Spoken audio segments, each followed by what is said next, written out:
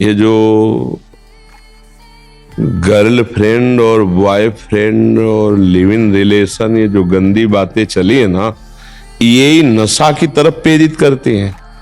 व्यभिचार में सुख है नहीं, पर उसको जब सुख रूप में भोगने की प्रबल लालसा होती है तो उसे व्यसन का आश्रय लेना पड़ता है, मानसिकता को मदांध करने के लिए। कोआ मदांधो मदना तो रोआ। सबसे बड़ा अंधों में अंधा कौन है? बोले कामी पुरुष। अब कामी पुरुष को जब काम वेदना पीड़ित करती है, उसमें सुख की अनुभूति नहीं होती है, तो वो शराब पीता है, तो वो ड्रग्स लेता है, तो वो और नशे करता है। इस तरह से व्यभिचार ही व्यसन की मूल वृत्ति है। जैसे क्रोध और लोभ की मूल वृत्ति काम ही है। काम की पूर्ति से लोभ का प्रादुर्भाव होता है और काम की अपूर्ति से क्रोध का प्रादुर्भाव होता है। ऐसे ही काम से हर व्यसन अगर हमारे अंदर निष्कामता बढ़े तो हम व्यसन को रौंद सकते हैं, लेकिन यदि कामना बढ़ेगी तो व्यसनों का आश्रय लेते ही हैं लोग। तो मूलतः काम ही है। काम कामना वासना मनते अति करी दूर, तभी हर व्यसन पर हम अपने शासन कर सकते हैं। तो ये काम जो है, ये अज्ञान के कारण जो हम इसे छूट देते हैं, इसका चिंतन करते हैं, ये हम पर हावी होता है, वो चिंतन हमारे लिए बहुत दुखद होता है, उसी के लिए व्यसन बनता है। ध्यायतो विषयान पुंसात् संगास्तेषुपजायते संगात् संजायते कामः कामात् क्रोधो विजायते क्रोधात् भवति सम्मोहा सम्मोहात् स्मृति विभ्रमा स्मृति भ्रंशात् बुद्धिनाशो बुद्धिनाशात् प्रणश्यते। हर व्यसन का मूल काम है कामना। अब इस कामना को बिना अध्यात्म के नष्ट नहीं किया जा सकता। इसीलिए हम हर भाई बहन समाज से प्रार्थना करते हैं, 5 मिनट अगर अध्यात्म के लिए समय दें तो आपके जीवन का परिवर्तन हो जाए। और परिवर्तन हो रहा है, हमारे भाई लोग बदल रहे हैं। हमारी नवीन समाज में थोड़ा चेतना जागृत हुई, एक ज्योति जली है जो बहुत से दुर्व्यसन त्याग करके भगवत नाम, भगवत मार्ग, भगवत धर्म का अनुसरण कर रहे हैं। बिना अध्यात्म के परिवर्तन नहीं हो सकता। अध्यात्म ही परिवर्तन करता है। यदि माता पिता थोड़ा सहयोग करें, नए बच्चों को बैठाल करके थोड़ा धर्म शिक्षा अध्यात्म की देना शुरू करें, कुछ मिनट नाम जपवाना शुरू करें, आहार शुद्धि की तरफ, आचरण शुद्धि की तरफ उनकी जागृति करें, तो हमारा समाज सुधर सकता है। नहीं तो काम भोग, काम कामना वासना, ये सब मिटिया मेट करता चला जा रहा है समाज को, और लोग समझ नहीं पा रहे। तो मोबाइल का दुरुपयोग, कुसंग, आहार विहार गलत, तो इसमें माता पिता थोड़ा सहयोग करें, बच्चों को अध्यात्म की शिक्षा दे। नहीं आता अध्यात्म का ज्ञान, तो अध्यात्म के हमारे भारत देश में एक से एक उद्भट विद्वान हैं, एक से एक ब्रह्म ऋषि हैं, एक से एक महात्मा है, उनके वचन सुनाए जाएं तो ही परिवर्तन हो सकता है। अन्यथा ऐसे ऐसे लोग आते हैं कि हमें आश्चर्य होता है। अभी एक कल आए थे, मात्र 6 महीने से सत्संग सुन रहा हूं, 35 वर्ष की गंदी आदत सब छोड़कर आज मैं राधा राधा जप रहा हूं, और तब मैं आपके पास आया हूं कि अब मेरा क्या होगा, अब आगे का निर्देश कीजिए। तो देखो, अध्यात्म में आए हो हमारे पास बाद में, पर सुधर पहले गए। हमें लगता है यदि सत्संग सुनाया जाए, बच्चों को बैठ करके धर्म की शिक्षा दी जाए, उनको बताया जाए कि ये व्यभिचार बहुत बड़ी हानि है, ये व्यसन बहुत बड़ी हानि है, ये गंदी बातें हैं, तो समाज हमारा सुधर सके। आजकल माता पिता को फुर्सत नहीं अपने मनोरंजन से। सही बात मानिएगा, बच्चे कहाँ जा रहे हैं कोई मतलब नहीं है।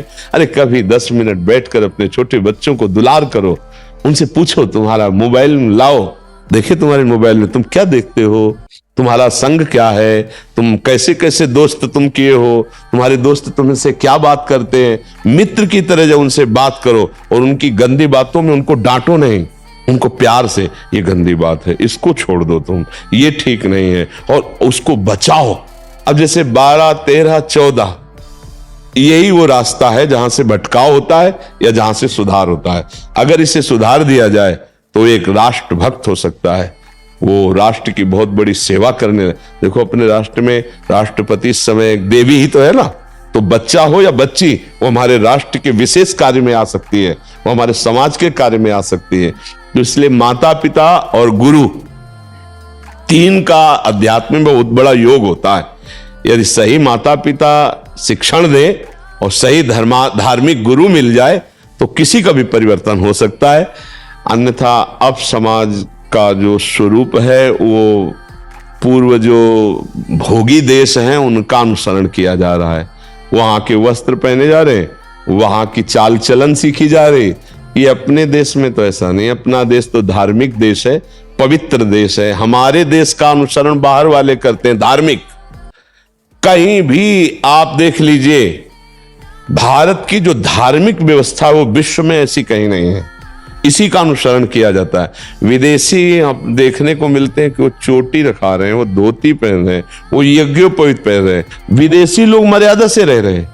वो अर्जेंटीना, हाँ, वहां के आए थे, राधा अधर मधु मिलिंद जय जय, तो एक आंसू भरे आए थे कि बिल्कुल वैसे अपनी भारतीय वेशभूषा में कंठी तिलक धारण लगा। हे भगवान, देखो विदेश में इनको ऊपर कृपा हो गई, नाम पूरे विश्व को पावन कर सकता है। तो ये जो लोग आज नए नए बच्चों को देखते हैं ना कि व्यसन करके आते, कितना पतित हो गए हैं बच्चे।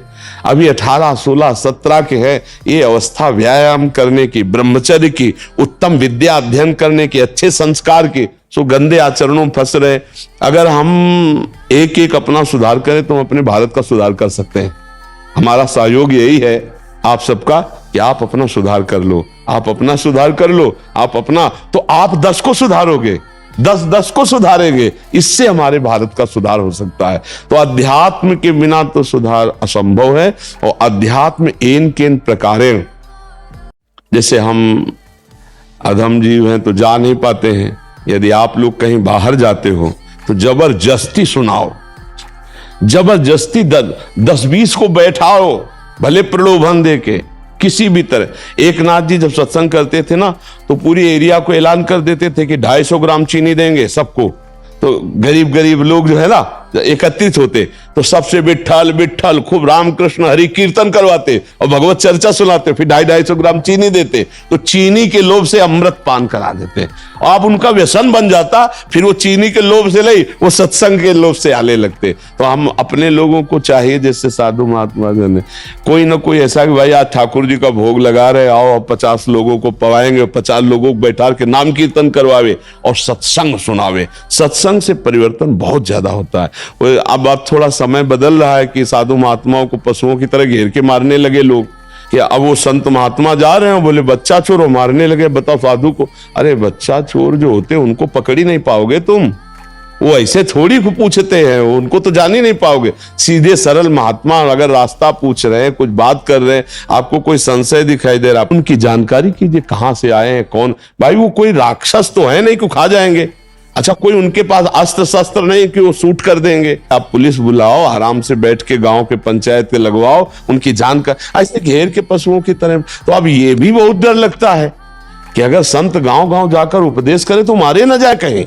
नहीं, हमारे 4 संत हैं, जा बोले बच्चा चोर, अब बताओ क्या प्रमाण दें। वो संसार को बहुत विचित्र सब है, बचा के, अपने को बचा के, पर प्राणों की बाजी लगाकर अपने इस जगत रूपी ईश्वर की हम सहायता करें कि इनको भगवान का जस सुनाए, इनको सच्चा मार्ग बतावे। यही उपाय, आप संत, माता पिता, अध्यात्म, यही उपाय है जिससे हमारा समाज सुधर सकता है। और कोई हमें तो उपाय समझ में नहीं आया।